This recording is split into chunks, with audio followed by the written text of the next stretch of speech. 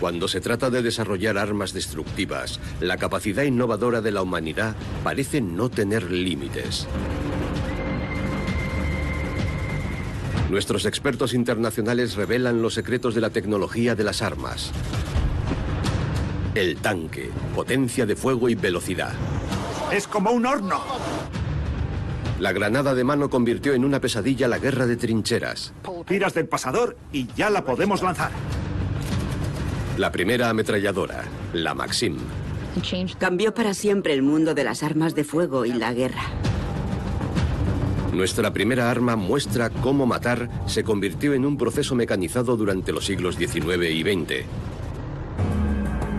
Las armas de fuego aparecieron en la Edad Media, y desde entonces los ejércitos intentaron disparar más rápido y de manera más efectiva.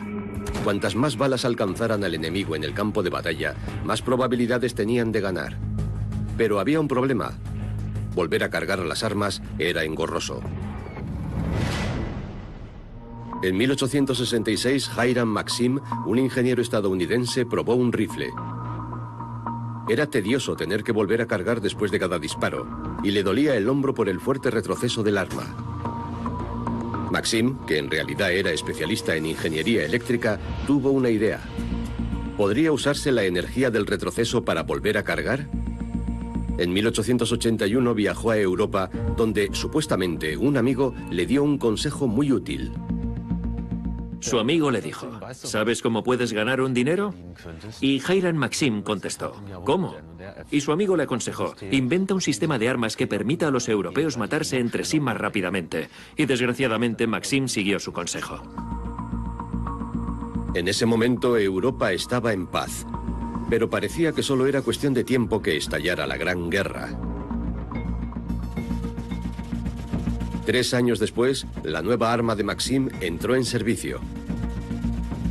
Mientras el gatillo permanecía presionado, la ametralladora Maxim disparaba sin detenerse y casi sin retroceso, ya que esa fuerza se usaba para el proceso de recarga.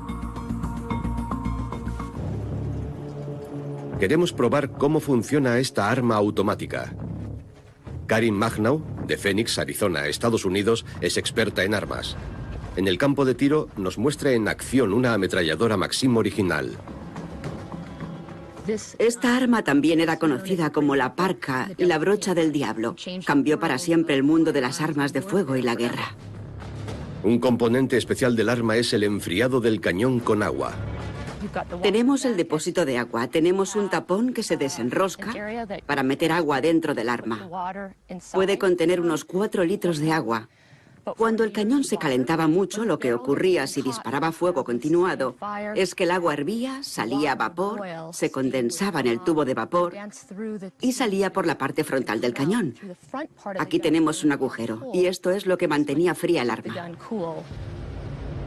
Karin quiere poner la ametralladora a prueba utilizando un ejemplo histórico de 1908. Su objetivo, 10 latas de pintura. ¿Podrá darlas a todas en 10 segundos? Vale, preparada para disparar.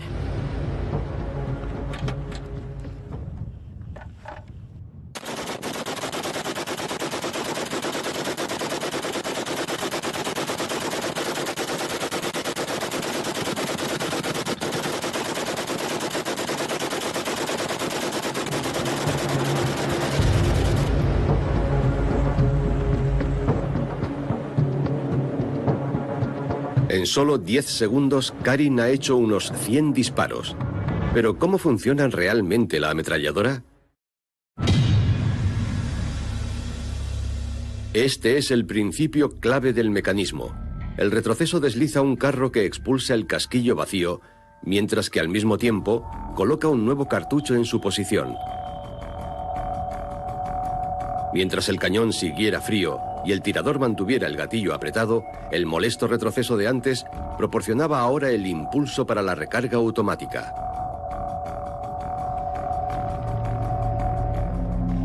Hiram Maxim había creado la primera ametralladora automática portátil. Una cinta con 250 cartuchos de munición, que era reemplazable, se colocaba en la ametralladora, permitiendo disparar hasta 600 disparos por minuto. Otro componente interesante de la ametralladora es que los proyectiles alcanzaban una velocidad de 892 metros por segundo. Era un arma devastadora. No tenía un mecanismo de engranajes, era totalmente automática.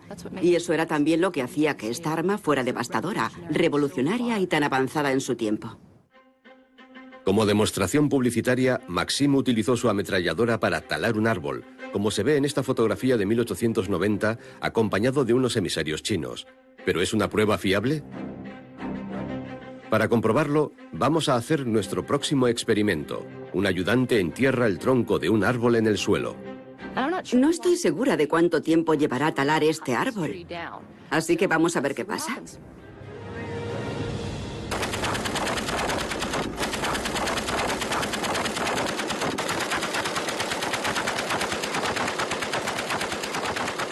Karin Manhau dispara contra el tronco del árbol con la ametralladora Maxim. El mecanismo se atasca, algo que sucedía incontadas ocasiones en el pasado y que le ha ocurrido ahora a esta arma histórica después de 100 años en desuso. No sale.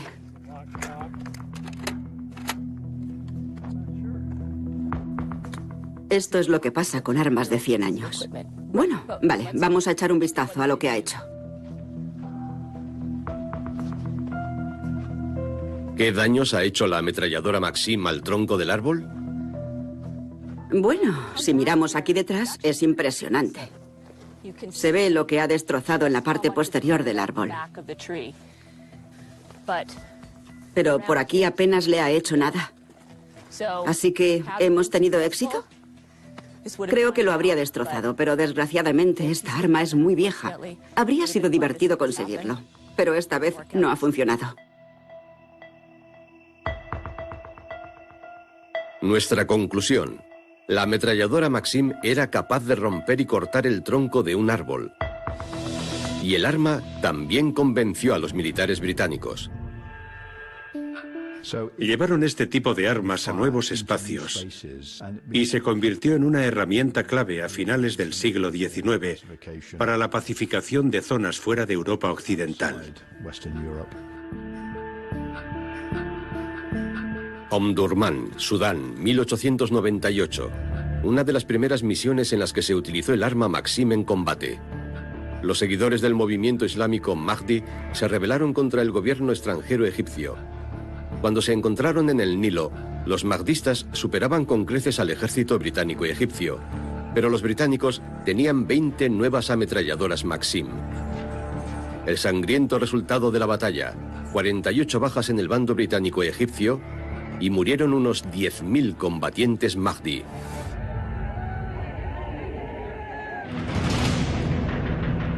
En el verano de 1914 estalló la Primera Guerra Mundial. La ametralladora proporcionó una gran ventaja durante el combate a los defensores del frente. Era portátil. Si se separaba el cañón y el mecanismo de disparo del soporte y la munición, podía transportarla un solo hombre. La ametralladora se convirtió en el arma estándar para todos los ejércitos europeos. En la Primera Guerra Mundial todos tenían ametralladoras Maxim. Las Maxim alemanas, rusas, austríacas y británicas estaban basadas en las mismas patentes. Todas eran esencialmente iguales y todas hacían el mismo trabajo. Hiram Maxim y su compañía solicitaron la patente. Hicieron una fortuna con todos los que tenían ametralladoras Maxim. Con una ametralladora, un soldado podía matar a cientos de enemigos con solo colocar un dedo en el gatillo. Las nuevas armas de la Primera Guerra Mundial también traían consigo un estrés psicológico inimaginable. ¿Qué significaba mirar a la muerte a los ojos constantemente? ¿Y qué se desencadenaba matando a docenas o incluso a cientos de soldados? En la guerra, una pregunta ha llevado al hombre a sus límites. Si me lo ordenan, ¿seré capaz de matar? La evolución nos ha convertido en seres sociales con inhibiciones profundamente arraigadas cuando se trata de matar. Y eso es un problema para los ejércitos. Los estudios demuestran que muchos soldados tienen miedo a matar, incluso aunque ellos mismos estén en peligro. Muchos hombres pasan por la batalla sin disparar sus armas eficazmente, algunos sin disparar una sola vez. Este ha sido el caso siempre que los hombres han tenido que escoger la opción de disparar sus armas o no. Un soldado no es igual a un resultado. Hay que conocer al soldado antes de saber lo que va a hacer. Para abordar este problema, la capacitación de nuevos reclutas incluye un fuerte componente psicológico. Los ejercicios repetitivos están diseñados para superar temores e inhibiciones. No lo pienses, dispara. Se trata de motivar a las personas mediante el entrenamiento para que respondan automáticamente a una situación. Razonamos con la parte frontal de nuestro cerebro y podemos vacilar y decir, hacer esto no es bueno, no debería estar haciendo esto. Si actúas de forma automática, si reaccionas casi como un animal, lo haces y respondes de esa manera. Pero incluso cuando apretar el gatillo se convierte en algo automático, matar pasa factura a los soldados, incluidos los que parecen no estar afectados. En la Primera Guerra Mundial, los médicos diagnosticaban los síntomas de conmoción por bomba o neurosis de guerra como una reacción meramente física al constante sonido de los disparos. En esa época se creía que los sonidos fuertes desencadenaban pequeñas conmociones cerebrales. Hoy está claro que la guerra puede causar trastornos mentales graves. Después de la Segunda Guerra Mundial, toda una generación se enfrentó a las consecuencias psicológicas de sus experiencias. Después de la Segunda Guerra Mundial, había hombres que no sabían qué les estaba pasando. Se desmoronaban después de sobrevivir a la guerra y volver a casa. Sus familias sufrían, sus relaciones se veían afectadas, su salud se resentía, pero no era una enfermedad reconocida. Y si mostraban debilidad, se los consideraba débiles, y por eso normalmente no lo exteriorizaban. Durante décadas, la investigación sobre los efectos psicológicos de la guerra estuvo muy descuidada. No se hicieron estudios bien fundamentados hasta la década de 1960. En 1980, el diagnóstico médico del trastorno de estrés postraumático por fin se incluyó en los libros de texto. Una vez que el trastorno de estrés postraumático comenzó a ser reconocido, los hombres se dieron cuenta de que no eran débiles. No solo ellos habían tenido una reacción adversa, también la sufrían algunos de sus compañeros. Era una reacción completamente normal por presenciar sucesos traumáticos. Y una vez que eso era reconocido y seguían un tratamiento, las familias entendían por lo que estaban pasando sus maridos, hijos e hijas, y reconocieron que necesitaban ayuda. Con la introducción de la ametralladora, la guerra mecanizada y el miedo a morir alcanzaron un nuevo nivel. La ametralladora alteró de forma dramática la psicología de la guerra. La invención del ingeniero Hiram Maxim cambió para siempre la forma en que el mundo luchaba. Y también allanó el camino para otra arma moderna, la granada de mano. La introducción de nuevas tecnologías en las armas frecuentemente provoca graves errores y masacres evitables. Y también ocurrió al inicio de la Primera Guerra Mundial. La Primera Guerra Mundial estalló en 1914. Y los grandes ejércitos de Europa pensaron que maniobrarían en la forma clásica, utilizando la caballería y la infantería, y que se librarían batallas en las que todos los ejércitos se enfrentarían en un amplio frente. Pero quedó claro que el poder de fuego, de artillería, infantería y ametralladora, hacían imposible que los hombres operaran como lo habían hecho 50 años antes. Las ametralladoras y la artillería mejorada provocaron grandes pérdidas en ambos bandos. Los ataques a campo abierto terminaban en un baño de sangre. Después de la devastadora batalla del Marne, ambas partes empezaron a cavar. A finales de noviembre, una línea continua de trincheras recorría una franja que iba desde el Mar del Norte hasta Suiza. La guerra de avanzadillas se había convertido en guerra de trincheras. Pero ¿cuál era la mejor forma de atacar de manera efectiva las trincheras y aquellos búnkeres tan difíciles de localizar? La artillería se convirtió en un arma clave. La única forma de vencer a un enemigo en una trinchera era con fuego de mortero. En ambos bandos había una densa fila de armas muy por detrás de las trincheras. William Mills, un ingeniero de Birmingham, desarrolló una nueva arma para los soldados de las trincheras. En 1915, la bomba Mills emprendió camino hacia los campos de batalla europeos. La invención de Mills no era una idea nueva. En el siglo XVI, transportar los cañones era un problema. Los soldados necesitaban un arma ligera que causara estragos sin demasiado esfuerzo. Y nació la granada de mano.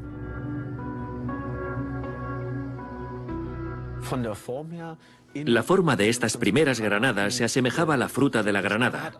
De ahí el nombre.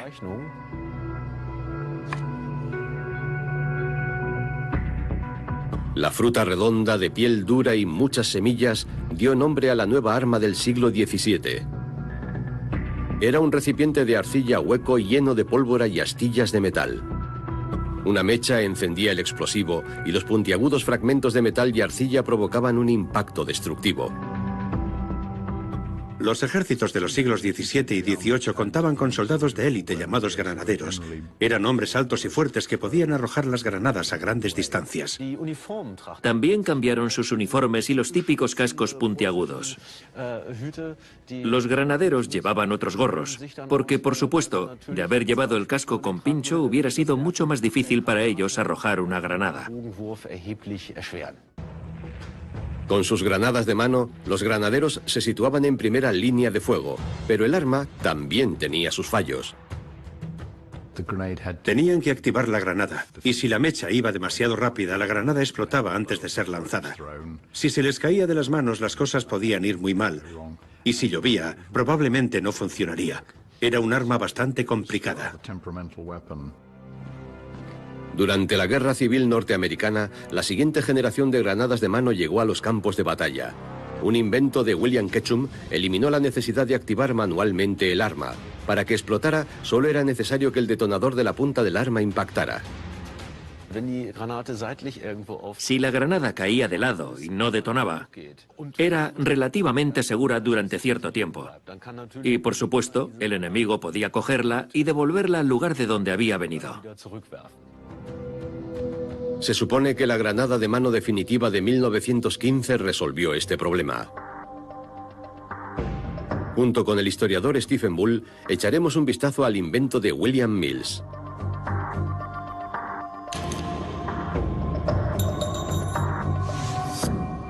Tenía considerables ventajas sobre sus predecesoras. No necesitaba ser encendida y no llevaba un detonador de impacto tan poco fiable. La granada estaba construida con una carcasa de hierro fundido y llena de explosivos. La granada de mano era una idea antigua, pero tuvo una nueva vida en las trincheras de la Primera Guerra Mundial. El efecto de una explosión en un espacio reducido podía ser devastador. El principio de funcionamiento de la granada de mano es que en el centro lleva un detonador conectado a la carga explosiva. Si se tira del pasador de seguridad y se suelta la palanca, la tensión del muelle golpea el percutor para activar el detonador. 7 segundos después, explota.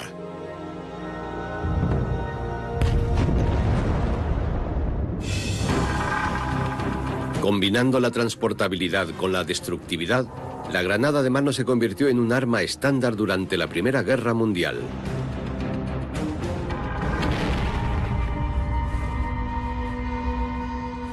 En los frentes de Flandes y Francia se desarrolló un ingenioso sistema de trincheras.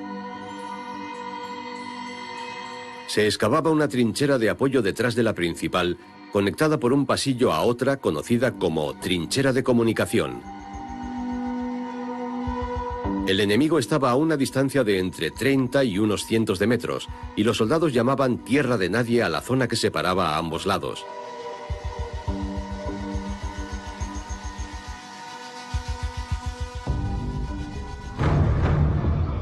Las granadas que caían dentro de una trinchera eran aterradoras, pero los cambios en la construcción de las trincheras aliviaban sus devastadores efectos. Si una trinchera era recta, la metralla podía volar en cualquier dirección y posiblemente alcanzar a muchos soldados. Así que pensaron que si excavaban las zanjas en zigzag, siempre habría una esquina cerca donde los soldados podían guarecerse. Así, la metralla solo llegaría a la siguiente esquina y se clavaría en la pared. Y con suerte, no alcanzaría a nadie. Los soldados que sufrían el impacto de fragmentos de una granada solían tener lesiones que ponían en peligro su vida. Aún no se había inventado un medicamento eficaz para prevenir la gangrena. Uno de los principales problemas de la guerra de trincheras eran las infecciones de las heridas debido al ambiente contaminado y la peligrosidad del terreno por el que estaban luchando. Eran tierras fangosas, letrinas desbordadas, hombres sin higiene y cadáveres en descomposición. La vida cotidiana en las trincheras era otra carga para los soldados durante la guerra. Vestían siempre la misma ropa y, lo que es peor, no podían quitarse las botas. Eso significaba que se daban las condiciones ideales para que desarrollaran hongos. Había muchas bacterias y tenían la piel macerada, continuamente húmeda, y era muy frágil y muy vulnerable. La falta de higiene hacía que fuera prácticamente imposible tratar una lesión con granadas de mano en las trincheras. Esos fragmentos solían ser partículas muy pequeñas, lo que significaba que incluso siendo una herida pequeña, podía inflamarse fácilmente debido a las malas condiciones de higiene. Y si no tenían la medicación adecuada, podían pasar de tener una herida leve a tener una lesión grave si se infectaba. La infección podía propagarse a los vasos linfáticos, a los vasos sanguíneos e incluso provocar un envenenamiento de la sangre. Aunque una herida de metralla sanara, era solo cuestión de tiempo que sufrieran el próximo ataque. En 1917, la bomba Mills británica empezó a producirse en masa. Los alemanes también estaban desarrollando su propia granada de mano completamente diferente. Mientras que las granadas Mills tenían forma de huevo, la versión alemana tenía un mango de madera y funcionaba de manera diferente.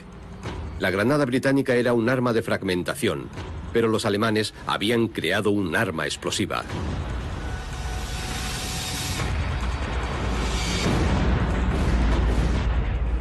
Con el historiador Stephen Bull queremos averiguar las diferencias entre ambos tipos de granada. La cabeza de la granada con mango contenía más de 100 gramos más de material explosivo que la versión ovoide. La diferencia estaba en la fuerza de la explosión, no en el alcance de los fragmentos del proyectil. Pero era necesario tener una precisión milimétrica. Se supone que el mango de madera ayudaba a dar en el objetivo. Estas son las dos granadas que vamos a probar. Ambas tienen detonador con retardo. Esta es la F1 soviética, similar a la diseñada por Mills. Esta es la M24 alemana, o Steel Hand Grenade, o granada con mango. Diferentes filosofías, pero ¿una es mejor que la otra? ¿Y por qué? ¿Qué granada lanzará Stephen Bull más cerca de su objetivo en un solo lanzamiento? Primero prueba la bomba Mills. Cabe bien en la mano. Es como un huevo grande. Se tira del pasador y ya podemos lanzarla.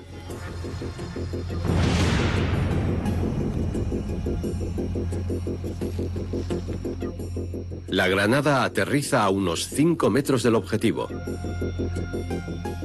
No está mal, es un lanzamiento razonable, pero es un poco corto para el objetivo. El efecto principal de esto, por supuesto, sería la fragmentación. ¿El lanzamiento de la granada con mango dará un mejor resultado?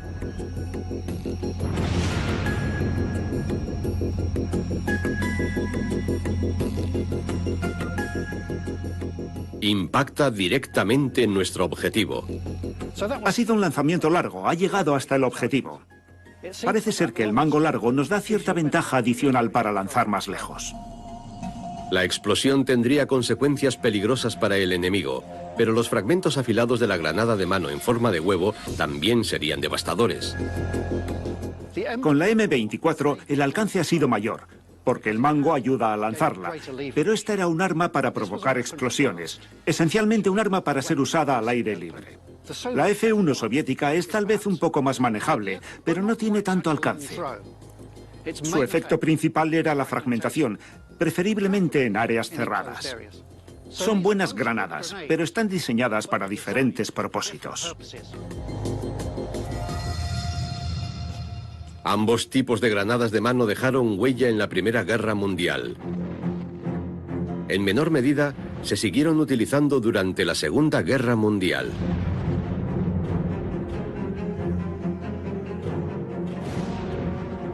La Segunda Guerra Mundial no fue una guerra de granadas de mano, porque entonces las guerras empezaron a ser mucho más móviles, mucho más fluidas.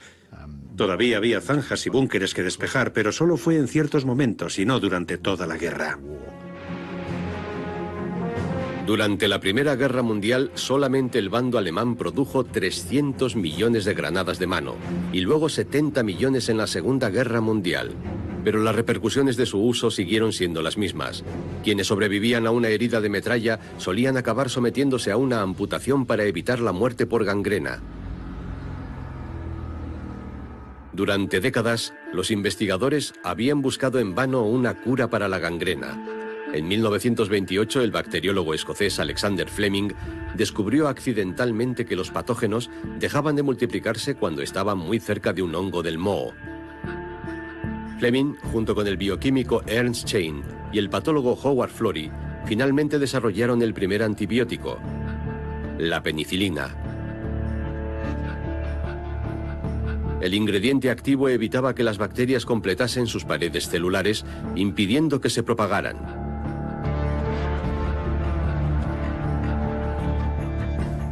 Las pruebas demostraron que el nuevo medicamento era efectivo, pero el gobierno británico no estaba preparado para comenzar su costosa producción.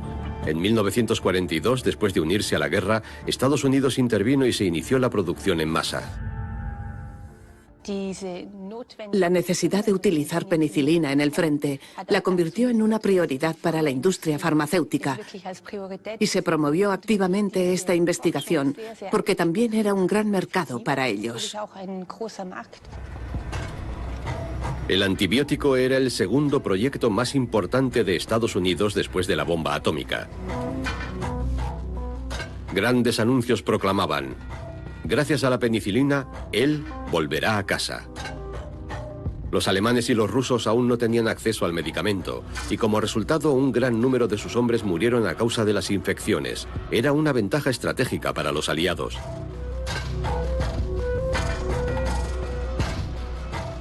La gente no moría de enfermedad, los mataban en las batallas.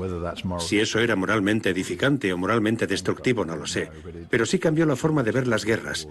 En la guerra los hombres morían luchando y eso era más fácil de vender porque es heroico morir en la batalla, pero no es heroico morir de difteria. Después de la guerra, la costosa investigación también benefició a la población civil y el descubrimiento pronto llegó al mundo entero. Fue un caso en el que el progreso se aceleró gracias a la guerra. Avanzando por caminos paralelos, se encontraron nuevas formas de matar a personas en espacios reducidos o causarles heridas terribles que podían infectarse. Y al mismo tiempo se encontraron maneras de enfrentarnos a esas infecciones y curar a las personas. Para todos los ejércitos, la granada de mano continúa estando en un equipo estándar. Desde 1945 se usa prácticamente en todos los conflictos bélicos. Sigue siendo un medio muy útil para hacer un trabajo que ninguna otra arma hace. Es un sistema de lucha mediante el que se puede entrar en edificios y despejar habitaciones, y por eso la granada de mano sigue siendo el arma elegida para despejar espacios. La granada de mano también se fabrica para la policía sin los fragmentos mortales. Producen un fuerte estampido, una luz cegadora y un humo denso. Y ese tipo de granadas de humo o aturdidoras se emplean contra delincuentes e incluso contra manifestantes. Una versión legendaria de esta arma arrojadiza debe su nombre al ministro de Asuntos Exteriores soviético, Vyacheslav Molotov. Durante la guerra ruso-finlandesa de 1939, los soldados finlandeses usaban botellas llenas de gasolina contra sus atacantes soviéticos y los llamaron cócteles Molotov, una alusión a la propaganda de sus oponentes. La granada de mano original era una bomba casera y el cóctel Molotov es una versión posterior a la bomba casera. Es una solución clásica al problema de la resistencia contra las fuerzas armadas cuando no tienes armas. Tienes que hacer un arma con algo que no sea un arma. Y a lo largo de la historia, el ingenio humano ha ideado y convertido en armas cosas ordinarias en tiempos de necesidad. Lanzar algo al enemigo, un reflejo tan antiguo como la humanidad. Lo único que ha cambiado es lo que arrojamos. En las trincheras de la Primera Guerra Mundial el bando defensivo siempre tenía la ventaja, y el resultado fueron años de derramamiento de sangre sin apenas cambios en las líneas del frente. Pero eso pronto cambiaría con el siguiente gran desarrollo en tecnología de armas, el tanque. En los tiempos antiguos y en la Edad Media, la armadura y la velocidad ya desempeñaban un papel crucial en la fabricación de armas. Por ejemplo, el carro o los potentes arietes que se usaban para atacar una fortaleza. Pero el problema era moverlos. En la segunda mitad del siglo XIX, la invención del motor de combustión abrió nuevos rumbos para la tecnología militar. En 1906, en el Imperio Austrohúngaro, se utilizó el primer tanque, con una torreta giratoria destinada tanto para el ataque como para la defensa. Pero era de tracción a las 4 ruedas, que no eran adecuadas para los campos de batalla. La rueda solo se apoya en un punto, lo que es bueno porque minimiza la fricción y permite conducir por carretera con la menor resistencia posible. Pero si su coche se ha atascado alguna vez en el barro, sabrá que eso también es una desventaja, porque con baja fricción es mucho más difícil arrastrarlo. Una chispa de inspiración llegó de la agricultura. A principios del siglo XX llegaron a los campos los tractores con una rodada giratoria, un método que los militares utilizaron rápidamente. Los tanques se construyeron con una rodada ancha, que era como un cinturón ancho, y eso hacía que el área de contacto con la superficie fuera significativamente más grande, para que pudiera avanzar por zonas embarradas y también sobre baches mucho más fácilmente. Cuando estalló la Primera Guerra Mundial, Winston Churchill era secretario de la Armada Británica y abogó por la construcción de tanques. El 15 de septiembre de 1916 entraron en servicio. En el norte de Francia, durante la batalla del Somme, los primeros tanques británicos entraron en acción. Las enormes bestias solo podían avanzar a velocidad de paseo. El Mark I pesaba cerca de 28 toneladas. Dependiendo del modelo, la tripulación era de 8 hombres que manejaban 2 cañones o de 4 hombres y 6 ametralladoras. A toda velocidad, el motor de gasolina de 6 cilindros alcanzaba una velocidad de 6 kilómetros por hora. Se suponía que 49 de los primeros carros de combate del mundo tomarían parte en la batalla, pero en la primera misión ya hubo problemas. Tenía un motor de gasolina de potencia relativamente baja, que emitía humos dentro del vehículo. La máquina era muy poco fiable, por lo que menos de la mitad de los vehículos llegaron a la línea de salida y se pusieron en marcha al día siguiente durante la batalla. Solo eran adecuados para recorrer una corta distancia a velocidad de paseo hacia las trincheras del enemigo. Eso es lo máximo que podían hacer. Sin embargo, el enorme y ruidoso vehículo aterrorizaba al enemigo. Los soldados alemanes estaban estupefactos ante ese artefacto mecánico que se arrastraba hacia ellos y que parecía ser a prueba de balas. La primera vez les parecía terrible, la segunda atemorizante y la tercera bastante predecible. El blindaje no era lo suficientemente grueso como para proporcionar una total protección contra el fuego de artillería directo. Y los alemanes se dieron cuenta enseguida de que si se acercaban lo suficiente a los tanques podían disparar a través de las mirillas de observación y podían incendiar los tanques de combustible. El debut del tanque no fue suficiente para decidir la guerra, pero fue una idea convincente. Ahora todos los ejércitos del mundo querían tanques. Incluso los alemanes, que tenían prohibido tenerlos por el Tratado de Paz de 1919. De todos modos los fabricaron, y en poco tiempo la Wehrmacht alemana de Hitler estuvo equipada con ejércitos enteros de tanques. 1 de septiembre de 1939, los tanques alemanes invadieron Polonia y empezó la Segunda Guerra Mundial, y con ella llegó la era de las llamadas guerras relámpago, durante las cuales los tanques se convirtieron en un arma decisiva. Con las invasiones de tanques, los alemanes rápidamente conquistaron media Europa. A finales de junio de 1940, Hitler conquistó París.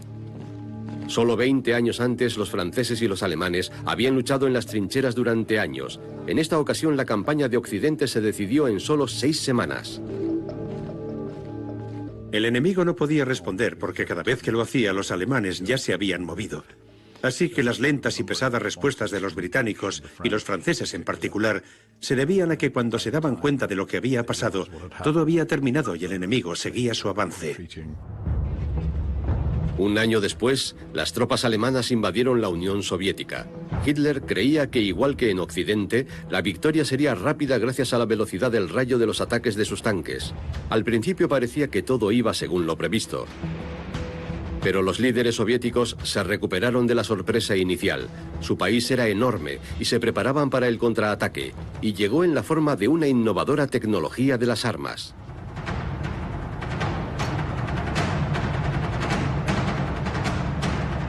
Medía casi 6 metros de largo, 3 de ancho y un peso de 26 toneladas, y tenía unas bandas anchas que hacían que el soviético T-34 circulara incluso en los terrenos más difíciles. El cañón de 3 metros de largo proporcionaba una potencia de fuego superior a los modelos alemanes, y a toda velocidad, el coloso de acero podía avanzar hasta 55 kilómetros por hora. El experto en armas Stephen Bull quiere echar un vistazo más de cerca al T-34. En 1941, la eficacia del blindaje cogió por sorpresa a los alemanes. Alrededor de la parte frontal, el blindaje tenía 45 milímetros de grosor, y como estaba inclinado, los proyectiles debían atravesar un blindaje de 60 milímetros. ¿Qué se siente conduciendo un T-34? Con un experimentado equipo de tanquistas, Stephen lo prueba sobre el terreno. El T-34 tenía una tripulación de 4 hombres.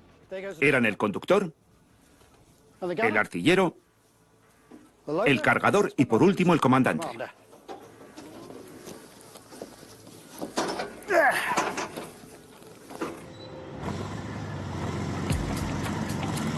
Esta versión del T-34 de la posguerra sigue preparada para circular. Desde el exterior, el tanque parece enorme, pero en el interior, el espacio es muy limitado. Es como un horno. Un pequeño horno ruidoso y estrecho. Y llevo esto porque puedo golpearme la cabeza en cualquier momento contra el blindaje interior.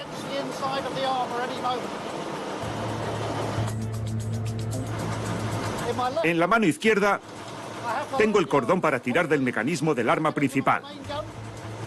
Y debería haber una ametralladora sobre mi hombro izquierdo. Las tareas estaban claramente distribuidas. En combate real todos sabían qué hacer.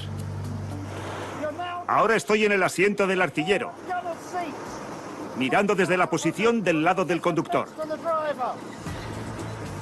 Justo debajo de esta posición está la escotilla de escape. Así que si las cosas van mal, podemos tirarnos al suelo. Espero que no tengamos que hacerlo. Ahora se dirige a campo abierto. ¿Podrá el T-34 seguir su curso y superar los obstáculos? El comandante supervisa el ejercicio.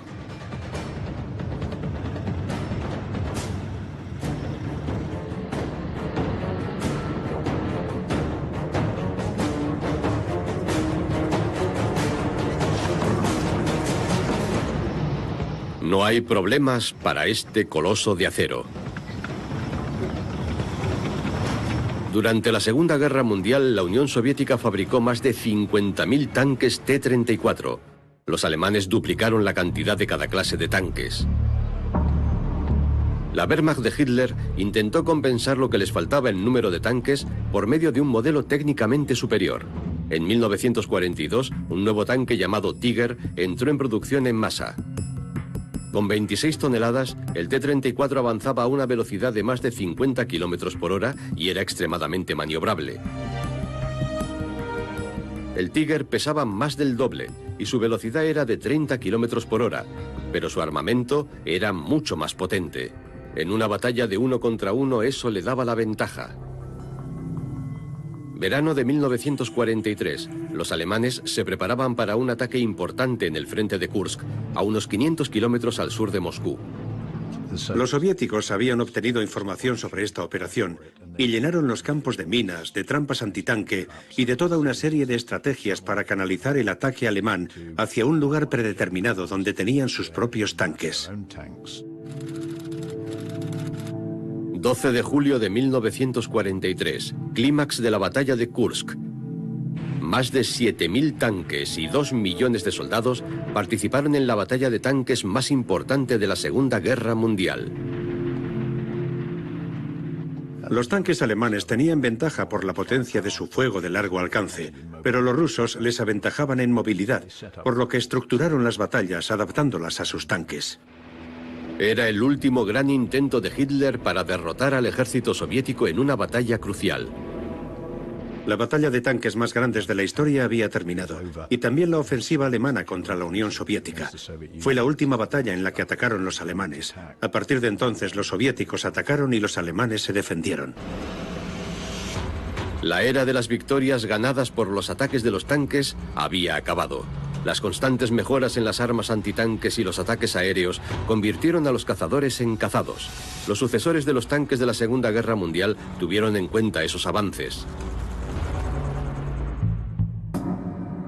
El Oplot T-84, la última generación de tanques rusos. Desde 2009 han sido parte del arsenal del ejército ucraniano. En representación de la fábrica de armas Malishev, personal exmilitar realiza varias pruebas en un lugar de entrenamiento en Kharkov, Ucrania Oriental. Este es el Oplot, el último sucesor del T-84. Y tiene algunas características increíbles. Tiene un blindaje que le protege de las explosiones y un cañón de 125 milímetros. Dispara proyectiles, pero puede disparar misiles. Y quizá lo más sorprendente es que es un tanque que vuela como una flecha. Avanza a 70 kilómetros por hora en carretera.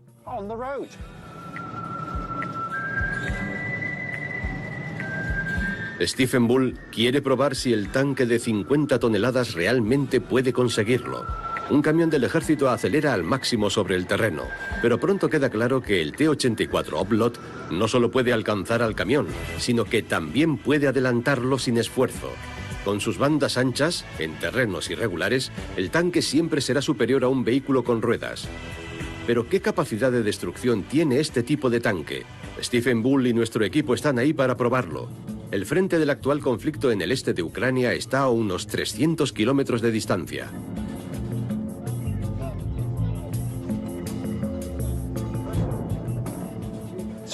Los hombres acaban de cargar las bombas en el tanque. Han puesto 3 bombas que tienen 2 partes. El proyectil está estabilizado por aletas y detrás lleva la carga principal del explosivo. El objetivo es un sólido muro de piedra.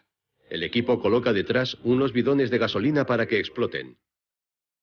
El cañón del T-84 tiene como objetivo destruir el blanco desde una distancia de 1,6 kilómetros.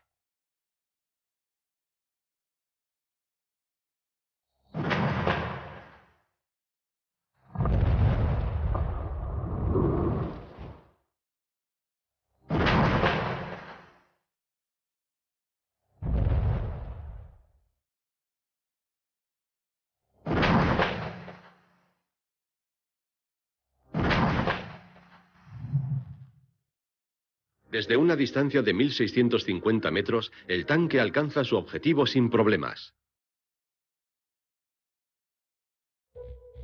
Ha sido un disparo estremecedor. Se ha visto la explosión y he sentido la presión en la cabeza. Me alegro de que me aconsejaran que mantuviera la boca abierta, porque de no haberlo hecho estoy seguro de que algo malo habría pasado aquí dentro. Esto de aquí son los restos del objetivo, y como pueden ver aún están ardiendo. Así que no voy a acercarme más, porque si eso explotara podría ocurrir algo grave. Pero ¿cómo se maneja un tanque moderno en un terreno irregular? Stephen Bull les acompaña en el recorrido. El obstáculo, 2 coches viejos.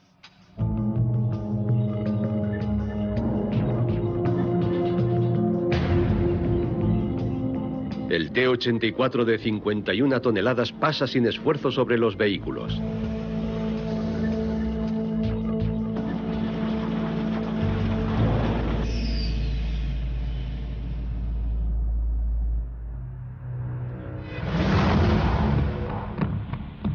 En la siguiente prueba, el tanque se enfrenta a una barricada en llamas.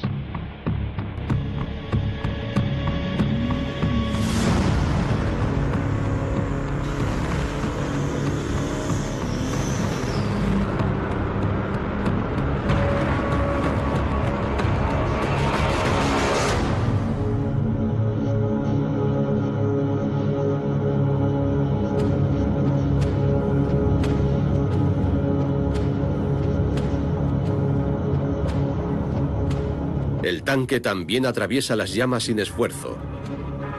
Pero en realidad solo puede resistir un fuego grande durante un corto periodo de tiempo.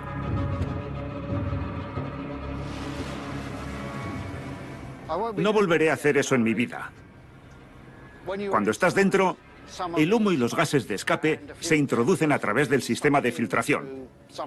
Y he notado que estaba muy lleno de humo. Estoy muy contento de que hayan abierto la trampilla, porque no ha sido agradable. Un tanque que proteja contra cualquier circunstancia es solo una ilusión. En realidad, las tripulaciones no están más seguras que la infantería. Los tanques son tan poderosos como se dice solo cuando se usan contra civiles, como pasó en 1953 en Berlín del Este, en 1968 en Praga o en otros lugares donde las dictaduras toman acciones contra su propia población. Hoy, como herramienta de represión, los tanques siguen siendo el arma ideal. Es una poderosa bestia mecánica que amenaza tu seguridad. También te hace sentir grande y fuerte. Es el elefante de guerra del mundo moderno. Son símbolos de fuerza, además de ser poderosos. En los campos de batalla modernos, los aviones y los misiles determinan al vencedor. Durante la Guerra Fría, el promedio de supervivencia de la tripulación de tanques era de solo unos pocos minutos.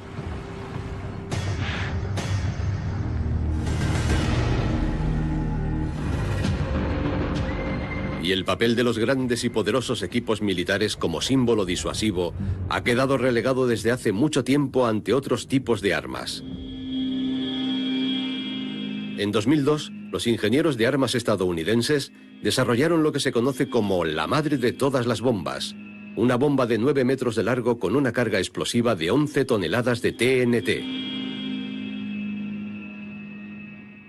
La idea es, por supuesto, que las armas nucleares tienen mayor y mejor poder de destrucción que cualquier arma convencional, pero no está permitido usarlas a menos que estallara una guerra mundial. 15 años después de su desarrollo, bajo el mandato del presidente Trump, la madre de todas las bombas se usó por primera vez. El 13 de abril de 2017 se lanzó en Afganistán sobre un enclave de la milicia terrorista del Estado Islámico. Todos los edificios en un radio de 150 metros quedaron destruidos. El impacto del mensaje mediático del ataque ocupó las primeras planas, pero la auténtica ventaja militar es controvertida. ¿Qué añade el arsenal del mundo? Muy poco. Hay un sentido en el cual las organizaciones militares compiten entre sí. No es una competencia con nadie más. Es algo interno y tiene que ver con la parte del presupuesto que se vota en Washington. Así que tener esa bomba les hace quedar bien en Washington. Y en gran medida es lo que hay detrás de eso. Esta rivalidad también tiene lugar internacionalmente. El ejército de Rusia presentó al oponente masculino, el padre de todas las bombas. En 2007, la televisión estatal rusa transmitió una presunta prueba de la bomba termobárica o bomba de vacío. Pero también en este caso la bomba tiene un mayor uso simbólico como propaganda que como una herramienta militar real. Durante la explosión, el oxígeno del aire se quema para crear un inmenso vacío. La presión en el área circundante cae abruptamente, y si respiras y el aire de los pulmones está a presión atmosférica normal, de repente se expande y los pulmones estallan. Durante miles de años, las carreras armamentistas han sido un aspecto peligroso de la guerra. Y a pesar de las garantías de que las nuevas armas están destinadas a disuadir a un oponente, a menudo se siguen utilizando, liberando todo su poder de destrucción.